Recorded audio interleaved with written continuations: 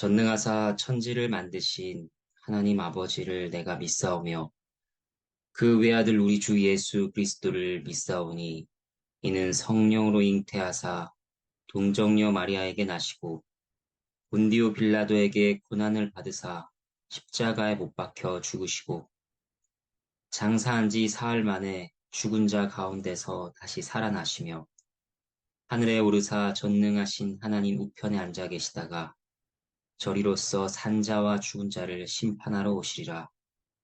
성령을 믿사오며 거룩한 공예와 성도가 서로 교통하는 것과 죄를 사하여 주시는 것과 몸이 다시 사는 것과 영원히 사는 것을 믿사옵나이다. 아멘. 함께 찬양하겠습니다. 찬송가 94장입니다. 찬송가 94장 1절과 2절을 함께 찬양하도록 하겠습니다. 찬송가 94장입니다. 주 예수보다 더 귀한 것은 없네. 이 세상 부귀와 바꿀 수 없네. 영축은 내 대신 돌아가신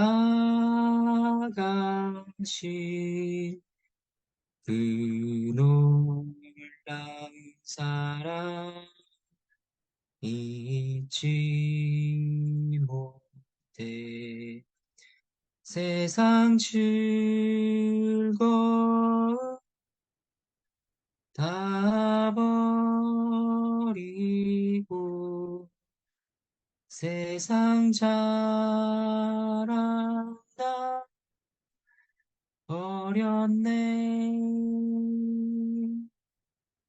주 예수보다 더 귀한 것은 없네. 예수 밖에는 없네. 주 예수보다 더 귀한 것은 없네. 이 세상 명예와 바꿀 수 없네.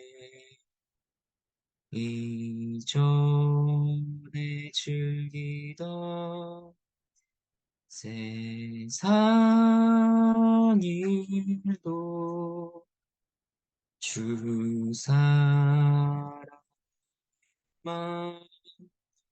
뺏지 못해.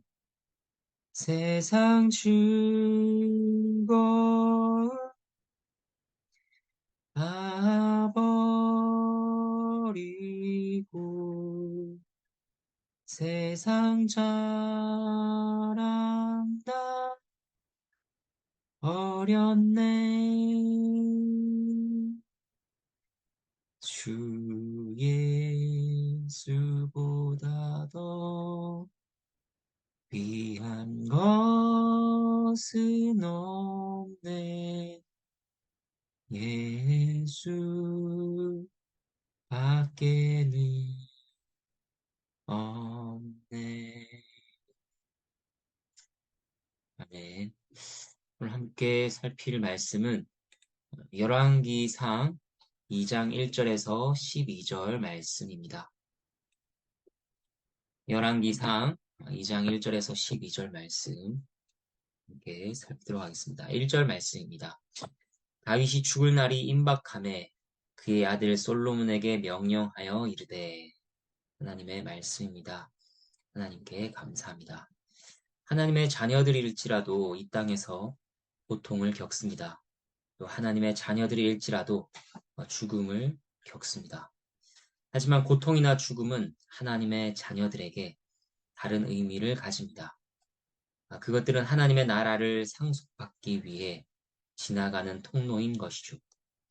어떤 고통이나 슬픔이든 그러한 목적으로 하나님께서는 허락하십니다.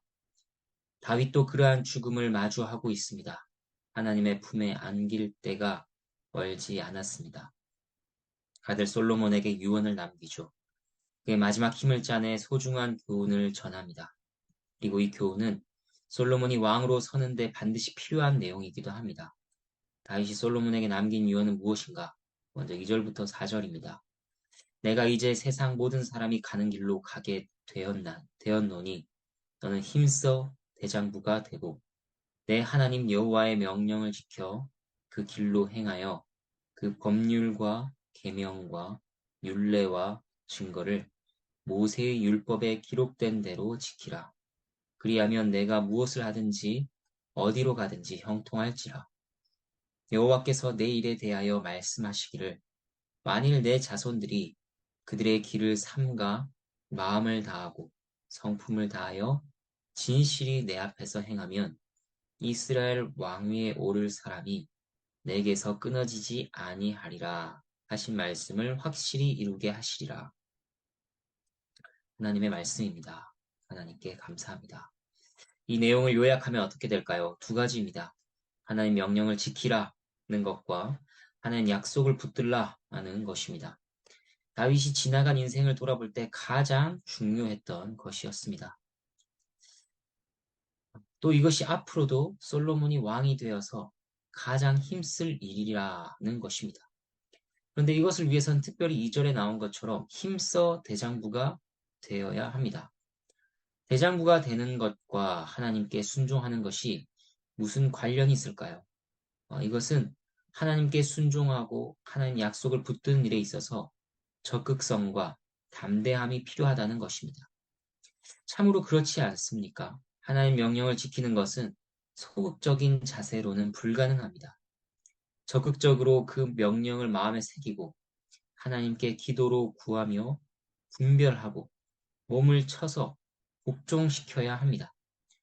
레슬링에서 이기기를 다투는 것과 같은 것이 순종의 싸움입니다. 달리기와 같이 앞으로 나아가는 것이 순종이지 저절로 이루어지기를 바라며 나태하게 가만히 앉아 있어서는 안 되는 것입니다. 하나님 약속을 붙드는 것도 마찬가지죠. 하나님 약속을 의심하게 만드는 수많은 환경과 조건들이 둘러싸고 있습니다. 하나님께서 정말 나와 함께 하시는가? 하나님께서 정말 나를 사랑하시는가? 나를 도우시는가?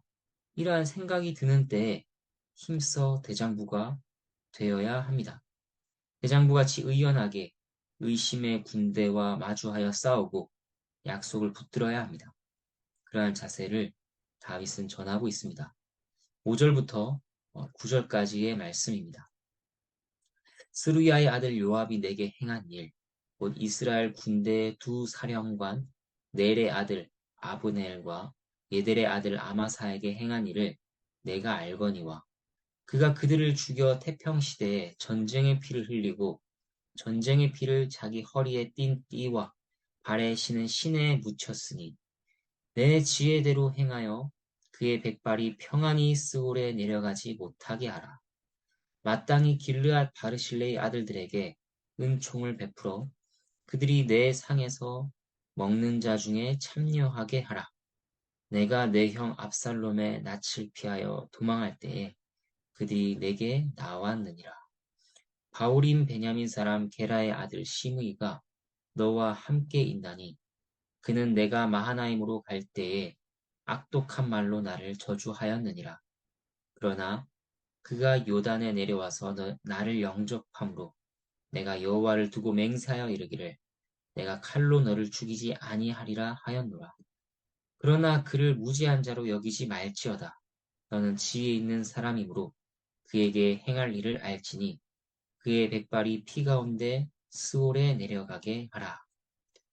이어지는 다윗의 유언에는 무슨 내용이 나옵니까? 처벌할 자들과 상줄 자들에 대한 명령이 나옵니다. 세 그룹이 나옵니다. 요압, 바르실레의 아들들 시므이입니다. 그들에 대해 어떻게 할 것인가? 요압에게는 6절 평안히 스올에 내려가지 못하게 하라고 합니다. 처벌하라는 것이죠. 바르실레의 아들들에게는 7절 은총을 베풀어 내 상에서 먹는 자 중에 참여하게 하라고 합니다. 왕의 상에 참여한다는 것은 그만큼 존귀한 자로 대우하는 것을 의미합니다. 그렇게 그들을 높이라고 명령합니다. 마지막으로 시므이에게는 9절 그의 백발이 피 가운데 스올에 내려가게 하라고 합니다. 이것 역시 요압과 같이 처벌을 명한 것입니다. 다윗은 왜 그의 유언에 이러한 처벌과 은총의 명령을 전한 것일까요? 이들과 다윗의 관계에 대해 먼저 살펴보겠습니다. 요압과 시므이 같은 경우 그들은 특별히 다윗을 어렵게 했던 자들이었습니다. 요압은 다윗의 부하 장군이었습니다. 다윗 옆에서 다윗의 속마음을 잘 알 뿐 아니라 다윗의 약점도 잘 알고 있었던 것이 요압이었습니다. 그는 다윗의 명령을 듣지 않고 다윗의 아들 압살롬을 죽인 일도 있었습니다. 아무튼 통제가 어려운 그런 자였습니다. 그리고 시므이는 어떤 자인가? 그는 이스라엘의 첫 번째 왕 사울이 속했던 베냐민 지파 사람이었습니다. 베냐민 지파 내에서도 매우 영향력 있는 자였습니다. 시므이는 다윗이 압살롬으로부터 도망갈 때 지독하게 다윗을 저주했죠. 그러나 나중에 다윗이 승리하자 자신의 악행을 잊어달라며 비굴하게 빌었던 자였습니다. 이러한 자들에 대한 처벌을 명령하는 것은 무엇인가? 이것은 단순히 다윗의 개인적인 보복을 명하는 것이 아닙니다. 그리고 장차 솔로몬 왕권에 위협이 된다 싶어서 단순히 정치적 숙청을 명한 것도 아닙니다. 그렇게만 본다면 우리는 다윗을 그저 뒤끝 있는 인물 아니면 아주 치밀한 정치가 정도로만 보게 될 것입니다. 이 명령은 앞의 유언과 관련한 관점으로 살펴야 하죠. 앞의 유언은 하나님의 약속에 근거한 율법 순종, 하나님 사랑, 하나님과의 바른 관계였습니다. 다른 말로 하면 하나님 나라의 원리입니다. 이들을 숙청하는 것 역시 이것과 관련 있는 것입니다. 하나님 나라에 합당한 공의를 시행하는 것입니다. 하나님 나라에 합당하지 않은 그들의 죄악에 대해 합당한 값을 치르게 하는 것이죠. 요압의 악행은 무엇입니까? 율법에 금지된 무고한 자들을 죽인 것이었습니다. 특별히 여기에서는 아브넬과 아마사를 말합니다. 요압이 죽인 아브넬은 사울 왕가 쪽의 장군이었습니다. 아브넬이 전쟁 중에 요압의 동생을 죽이게 됩니다. 그런 아브넬이 나중에 마음을 돌려서 다윗에게 오죠. 다윗은 아브넬을 받아 주었습니다. 그런데 요압이 자신의 동생을 죽인 일에 대한 복수로 아브넬을 죽입니다. 왕이 받아준 사람을 개인적인 원한으로 죽였습니다. 이것은 왕을 거스른 죄일 뿐 아니라 살인의 죄를 저지른 것이었습니다. 그리고 요압이 아마사를 죽인 일은 무엇이었습니까? 아마사는 압살롬이 반역할 때 오른팔 역할을 했던 장군이었습니다. 압살롬이 죽고 다윗의 군대가 승리했죠. 이때 다윗은 아마사를 요압을 잇는 군 지휘관으로 받아주었습니다. 하지만 요압은 시기와 질투에 눈이 멀어 아마사를 죽입니다. 이것 역시 왕을 거스르고 살인의 죄를 지은 것이었습니다. 둘 다 전쟁의 상황이 아님에도 불구하고 평화의 시대, 전쟁의 상황과 같이 살인을 저지른 것입니다. 다윗이 그때 당시에 요압을 처벌하진 않았지만 이제 그의 유언은 무엇입니까? 처벌이 유보되었던 것일 뿐 이것을 없는 일인 것처럼 넘어가지는 않겠다는 것입니다. 공의를 시행하라고 합니다. 이것을 없는 일처럼 넘어가 버리면 이스라엘의 공의는 무너지게 됩니다. 권력이 있고 힘이 있으면 왕을 거스르고 나쁜 짓을 해도 괜찮아. 이런 생각이 퍼지게 되는 것을 막는 것입니다. 시므이의 일도 마찬가지입니다. 다윗은 시므이에게 내가 죽지 아니하리라 맹세했었습니다. 하지만 그에게 죄가 없는 것은 아니었습니다. 시므이의 죄가 무엇입니까? 단지 다윗 개인을 싫어해서 욕하고 저주한 것입니까? 그렇지 않습니다. 그의 큰 죄는 하나님께서 기름 부어 세우신 자를 저주하고 대적했다는 것입니다. 이것은 하나님의 뜻을 받지 않겠다는 것과 같은 것입니다. 하나님을 저주하고 대적한 것과 마찬가지의 죄입니다. 당연히 처벌을 받아야 하는 것이죠. 바르실레의 아들들에 대한 은총도 같은 맥락입니다. 바르실레는 다윗이 압살롬에게 쫓겨 피난길에 나섰을 때 여러 가지로 다윗과 일행을 도왔습니다. 그러한 바르실레의 아들들에게 은총을 베푸는 건 역시 하나님 나라의 원리를 보여줍니다. 그런데 앞에 처벌받은 것과는 다른 점이 있습니다. 처벌받은 자들은 그들의 악행에 합당한 벌을 받는다는 것입니다. 하지만 은총을 받는 자들은 그들의 선행에 과분한 은총을 받는다는 것입니다. 생각해 보겠습니다. 왕이 어려움을 당할 때 백성이 돕는 것은 당연한 것이며 마땅한 것입니다. 안 돕는 게 이상한 것이고 잘못입니다. 하지만 다윗은 마땅하며 당연히 했어야 할 일들에 대해서 매우 큰 보상으로 그들을 높였다는 것입니다. 이것이 선행에 대해 하나님께서 갚으시는 원리와 같습니다. 하나님께 대한 우리의 순종과 섬김은 마땅한 것입니다. 오히려 거기에는 항상 부족과 오염과 연약이 있습니다. 하지만 하나님께서는 그것에 대해 과분한 칭찬과 상을 베푸시는 것입니다. 10절부터 12절까지 말씀입니다. 다윗이 그의 조상들과 함께 누워 다윗 성에 장사되니 다윗이 이스라엘 왕이 된 지 40년이라 헤브론에서 7년 동안 다스렸고 이스라엘에서 30년 동안 다스렸더라. 솔로몬이 그의 아버지 다윗의 왕위에 앉으니 그의 나라가 심히 견고하니라. 하나님의 말씀입니다. 하나님께 감사합니다. 그 전에도 솔로몬은 왕이었습니다. 하지만 이제 다윗 없이 본격적으로 왕권을 가지고 그 일을 수행하게 됩니다. 여기에서 중요한 점은 12절 그의 나라가 심히 견고하니라입니다. 이 나라의 견고함은 다윗의 유언에 그 비결이 모두 들어 있습니다. 하나님께 순종하며 그 약속을 붙들고 공의를 세우는 것입니다. 이제 말씀의 교훈과 적용을 살피겠습니다. 다윗의 유언에서 첫 번째로 받을 교훈은 솔로몬에게 명해진 바가 동일하게 우리에게 적용된다는 것입니다. 무엇입니까? 힘써 대장부가 되어 여호와의 명령을 지켜 그 길로 행해야 한다는 것입니다.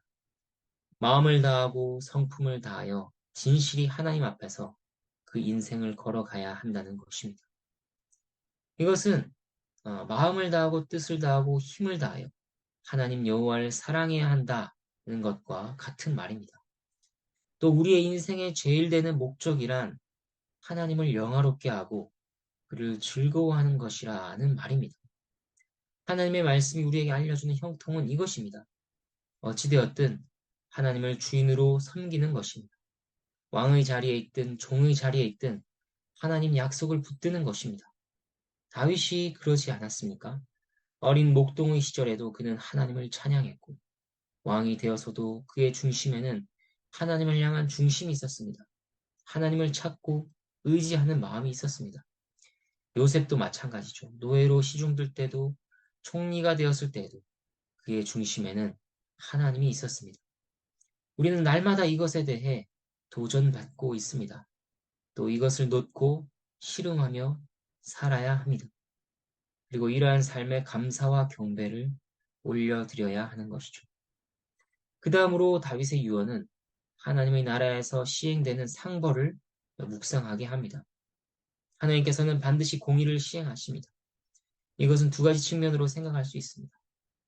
먼저 그리스도 바깥에 있는 자들과 관련해서입니다. 우리는 그들이 행한 악행으로 인해 반드시 합당한 벌을 받을 것이라 이것을 기억해야 합니다. 악인들을 부러워할 것이 없습니다. 하나님을 믿지 않는 자들을 시기할 것이 없습니다. 그들에게는 벌이 유보되고 있을 뿐입니다. 하나님을 두려워하지 않으므로 그들은 죄와 벌을 더 쌓아가고 있을 뿐입니다. 하지만 공의에 합당한 처벌이 반드시 그들에게 이루어질 것입니다. 그리고 그리스도 안에 있는 자들에 대해서는 어떻습니까? 여러분은 그리스도 안에 있습니까? 그렇다면 죄가 없어서 벌을 받지 않는다고 생각해서는 안 됩니다. 우리에게도 죄가 있습니다. 합당한 벌이 내려져야 합니다. 하지만 그것을 그리스도께서 대신 받으셨습니다. 그렇게 하나님의 공의가 만족된 것입니다. 그리고 그리스도께서는 그가 받으실 상을 대신 우리에게 주십니다. 우리의 형벌은 가져가시고 그의 상은 우리에게 주시는 것입니다. 그의 순결하고 영광스러운 옷을 우리에게 대신 입혀주십니다. 그래서 우리의 선행이 부족함에도 하나님 앞에서 말할 수 없는 칭찬과 존귀를 받게 됩니다. 우리는 이러한 이중적인 은혜를 기억하며 오늘도 주님께 감사드려야 할 것입니다. 오늘도 하나님과 동행하며 그것을 가장 소중한 것으로 여기고 주께서 벌하시는 주권자시오 상 주시는 아버지이신 것을 기억하는 그런 하루가 되기를 바랍니다. 함께 기도하겠습니다. 하나님 아버지 감사합니다. 저희가 인생을 돌아볼 때 인생의 마지막 순간에 또 고백하게 될 것은 무엇인가? 그것은 다윗과 마찬가지로 하나님께 순종하며 하나님을 사랑하며 하나님을 따르는 것이 제일이라 라고 하는 고백일 것입니다. 하나님 그 가치를 오늘 하루를 살아가는 중에도 고백하게 하시고 기억하게 하여 주시옵소서. 하나님을 사랑하는 일에 저희의 마음을 쏟게 해 주시옵소서. 하나님께 순종하는 그 일에 저희가 항상 애쓰게 해 주시옵소서. 또한 다윗의 유언에서 보았던 것과 같이 하나님의 나라에서 합당하게 시행되는 벌과 상을 저희가 기억하면서 하나님께서 반드시 죄인들에게 그 벌들을 하실 것이라, 공의를 이루실 것이라 하는 것을 저희가 기억하게 하시고, 또한 아무런 가치가 없는 저희들의 선행에 대해서 하나님께서 크게 칭찬하시며 상 주시는 분인 것을 기억하며 격려받고 위로받게 하여 주시옵소서.